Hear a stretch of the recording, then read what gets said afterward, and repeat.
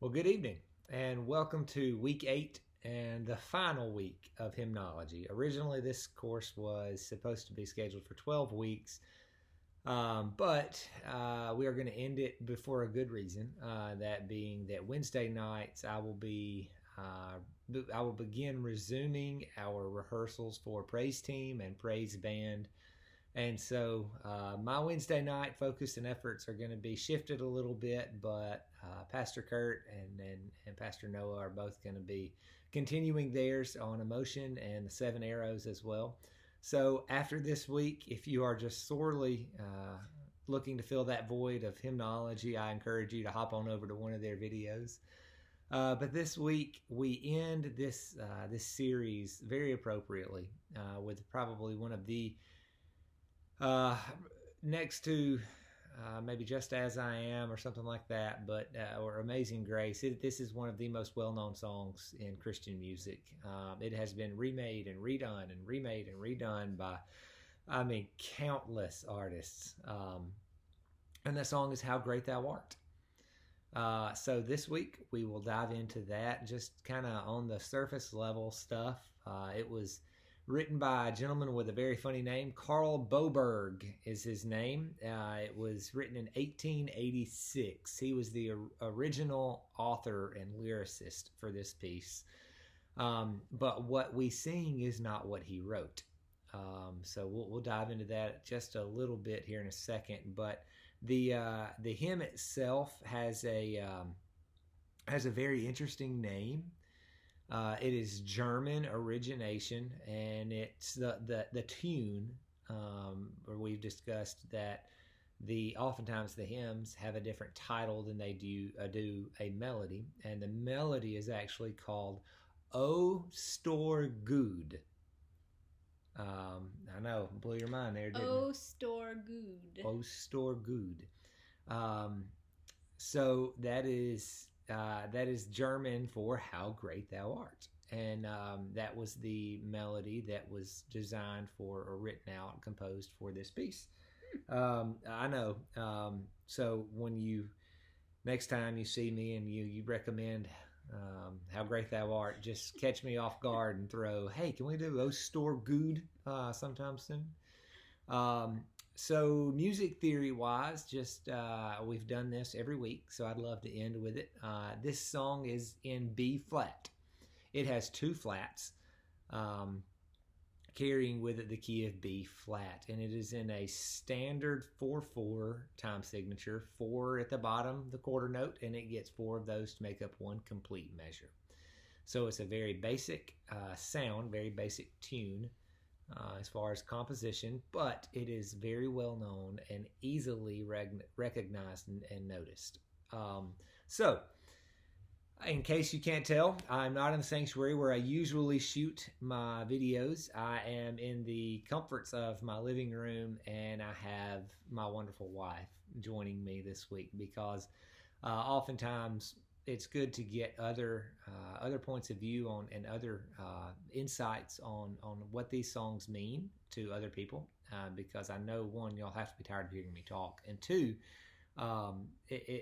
songs such as "How Great Thou Art" have a powerful impact on everyone's testimony at some point or at one point or another, and they speak to us at different times in our life. These hymns do. And so "How Great Thou Art" is no exception to that at all. If anything, it is even more so of a powerful piece than some of the other ones we've looked at.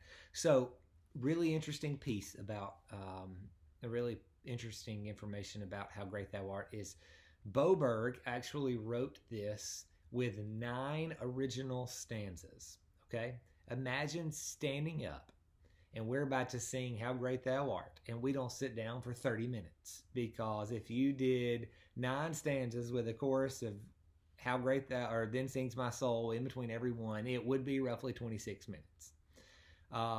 So be thankful for the gentleman named Stuart Hine. He is American, and so before he translated that piece into what we sing now, it was done in 3 different languages before that. So it was done in like Polish and Russian and American and German, and so like it was English. I'm sorry, um, but it's a song that kind of like How Great Is Our God did. It traveled across the world. It really made its mark across every nation that was a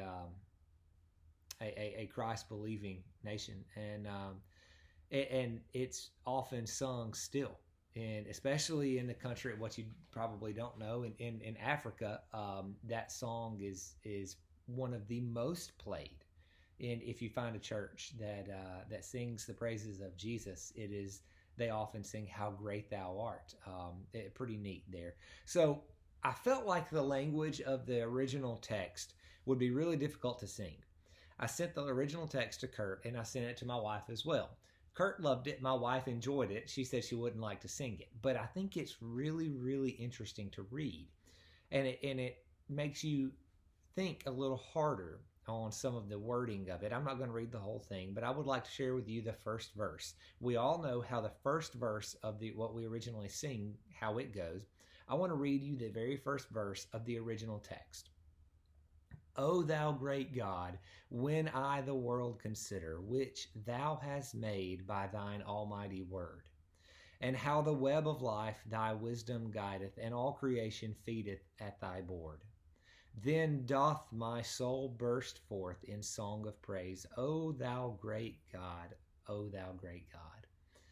I love that last line, that then doth my soul burst forth in song of praise. I couldn't fathom actually singing that in any kind of tempo or any kind of phrasing. But to read that, those words we don't use anymore in our language. They have a very unique sound to them, and we get the picture. When we read, we may not be completely comfortable or familiar with that vernacular of that time, but we understand what he's saying. Then does my soul burst forth in song of praise. Burst is kind of an interesting verb there, but I really think I'll put a link to the original verse, 9 verses. If you are interested in reading them, I would encourage you to. If you appreciate this song, I would encourage you to challenge yourself and give it a shot. So we're going to dive on into the actual what we sing. We're going to do 3 out of the 4. We're going to skip verse 2. We're going to do the 3 that we predominantly sing in church. So the first verse, O Lord my God, when I in awesome wonder consider all the worlds thy hands have made. I see the stars, I hear the rolling thunder, thy power throughout the universe displayed. Every week we've kind of gone back and we've proven that the song is scripturally sound, and we've backed it by references to other places in the scripture, and this is no different. If you read Psalms 8, it's only 11 verses. You hear a lot of this same language. You hear a lot of this same words used, and in the same order. You will also hear a different song in Psalms 8. It starts out, crown him with many crowns. And so if you read into Psalms 8 and you dig a little deeper into what we're reading in verse 1, you see a lot of similarities. Maybe not the exact wording, but the way in which this song was written was very romanticized, if you will, in its fashion, meaning that it is to be a personal, intimate song sung between you and the Lord. It is to take your eyes off of your own self and sing the praises to your Lord, to God. And so that is what I mean by it's a little more of a romanticized Psalm 8. But so the tone of verse 1 speaks obviously to the Creator. And Hannah, you have anything you want to add to the Creator aspect of it? Yeah. Taylor and I were talking about this, and this first verse goes so well with the Bible study that I've been doing throughout the book of Genesis. And one of the things that I have really enjoyed about reading Genesis is the shift in perspective.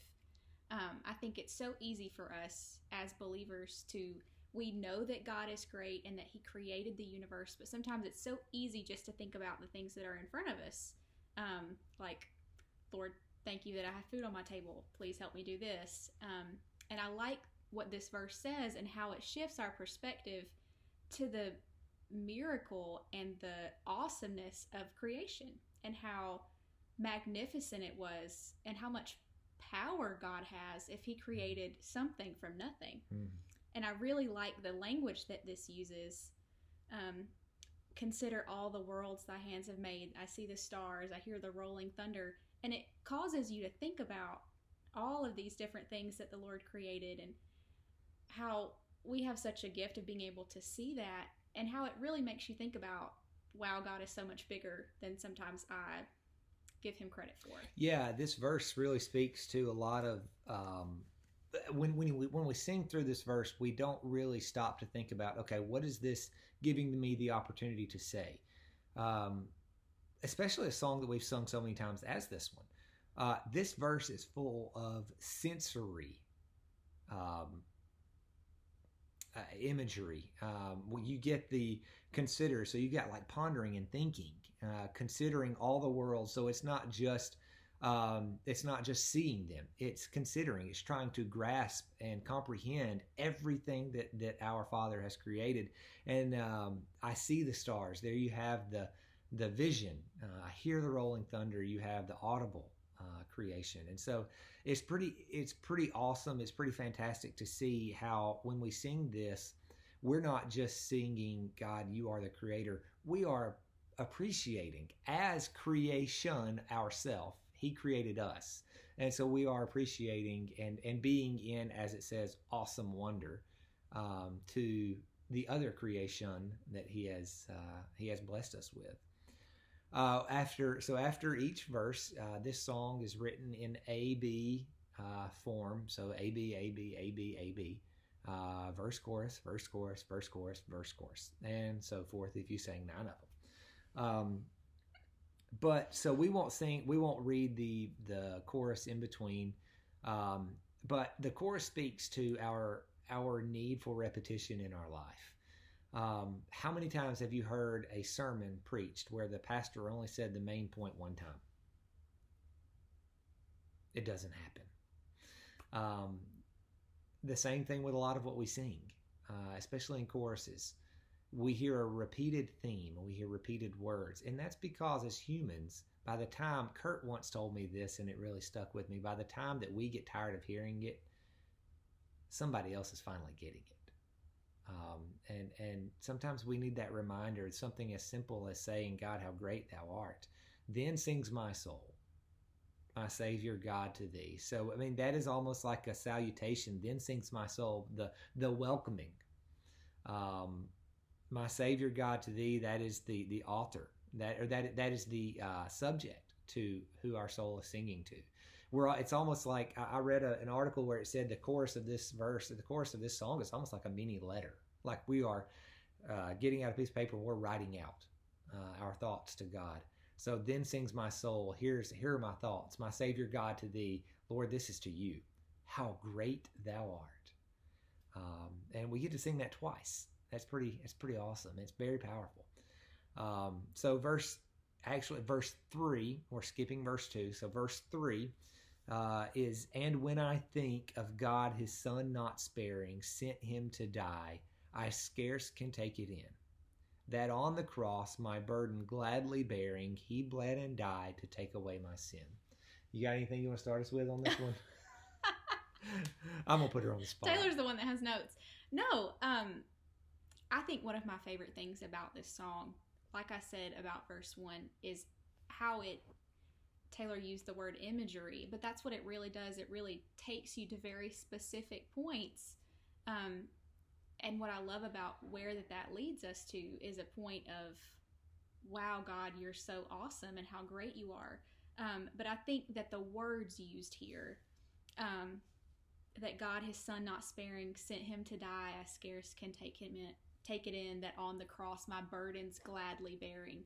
I think as believers, those words are so powerful, but I love how it points us to our salvation and to the sacrifice that was given for us. And I think what's so special about verse 3 is the imagery and the language used. Yeah. Every week we've done this, we've pulled out main key words in verses, and there are 3 in verse 3. 2 we'll dive in, or we'll speak to, and then 1 is very self-explanatory, but sparing. So, and when I think of God, his son not sparing, if I spare someone something, then I am allowing them to be without. I'm allowing them to not have to deal with something. And when I think about it in those terms, the first line and last line really tie together. They don't rhyme, they're not written together. And when I think of God, his son not sparing, he bled and died to take away my sin. That is exactly what he was sparing, was our sin, our what we deserve for our sin, our death and the punishment for that sin. So we are without that punishment. We are spared that punishment. The second word, sent him to die, I scarce can take it in. I wish, like everything, this song had a pause right here. Okay? I wish, like everything, that I could rewrite. I had the power and the degree or whatever it was that allowed me to write this song, and we just stop. There is a moment of complete silence.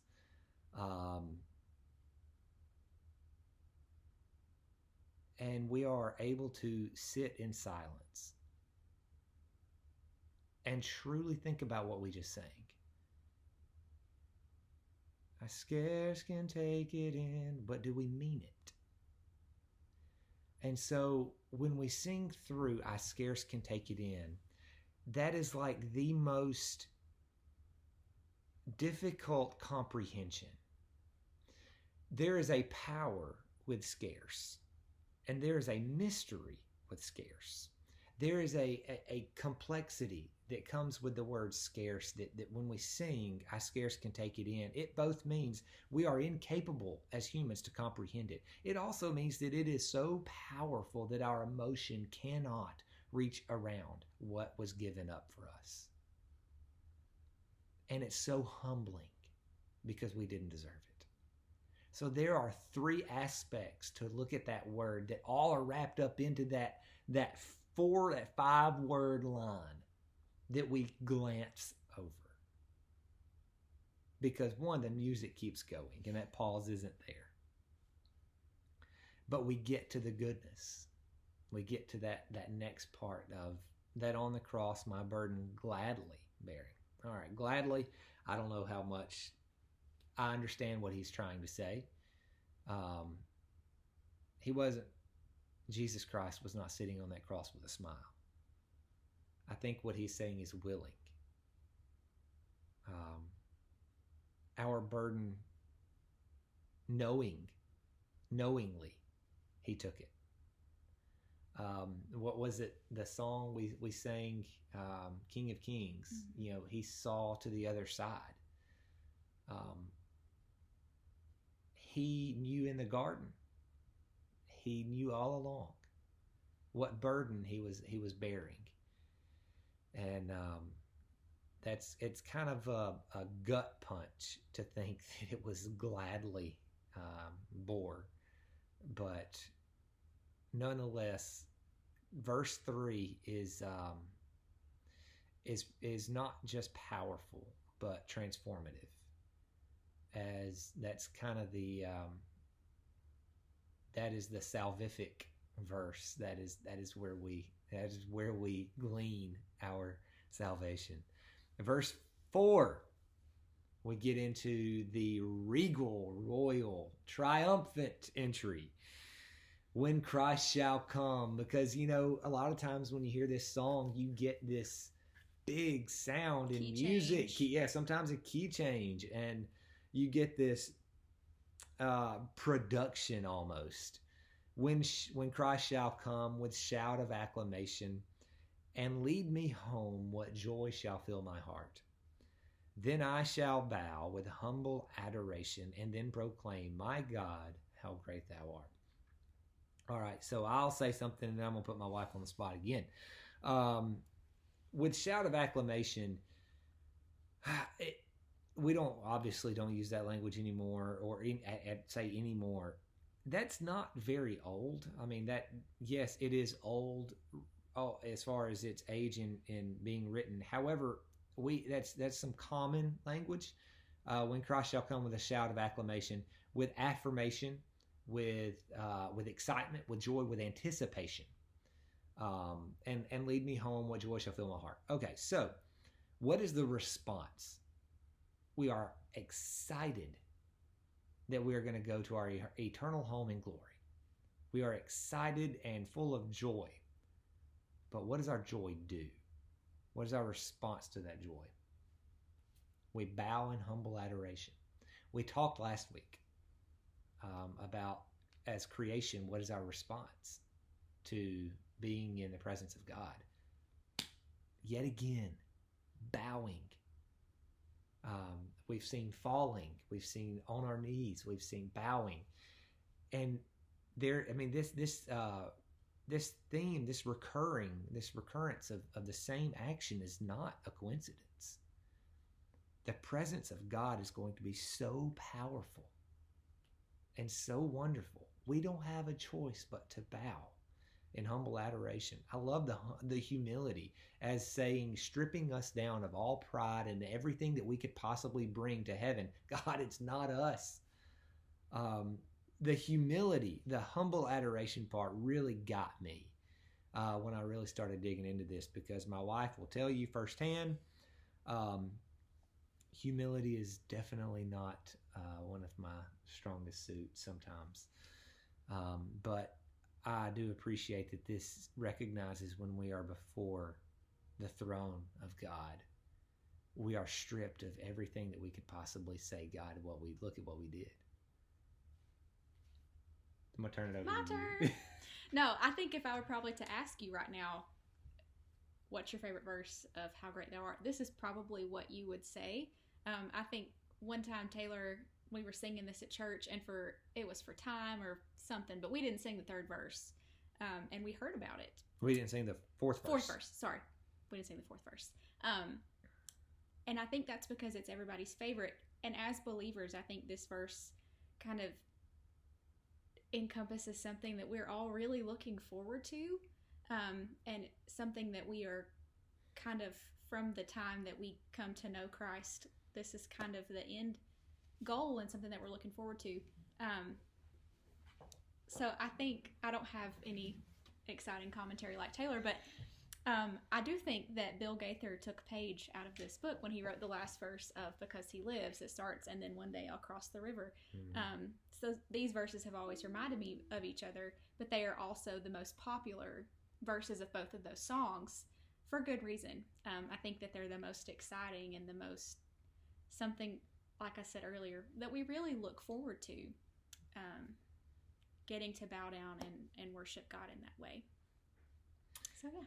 So we will end our hymn time together at Hymnology. I hope you have enjoyed this, and you can expect your certificate of completion in the mail at some point soon. But I really felt like this is a very appropriate way to end. One, because in music, in Christian music, there's often this stigma of, if you have to be somewhere on the spectrum. You have to be far contemporary or far traditional.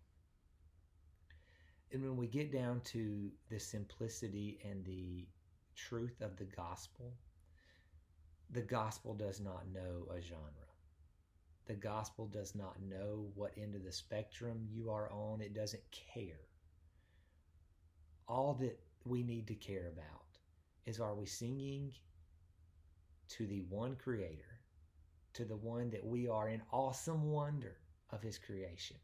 Are we singing to the one that we will one day bow in humble adoration to? And this song does that perfectly. It puts aside all opinions, all genres, all preferences. And it points us away, as Billy Graham said, when George Beverly Shea sings this song, it points everyone away from themselves, and they have no choice but to seek the Most High God. And we're going to end this week with singing verse 1, 3, and 4 of How Great Thou Art.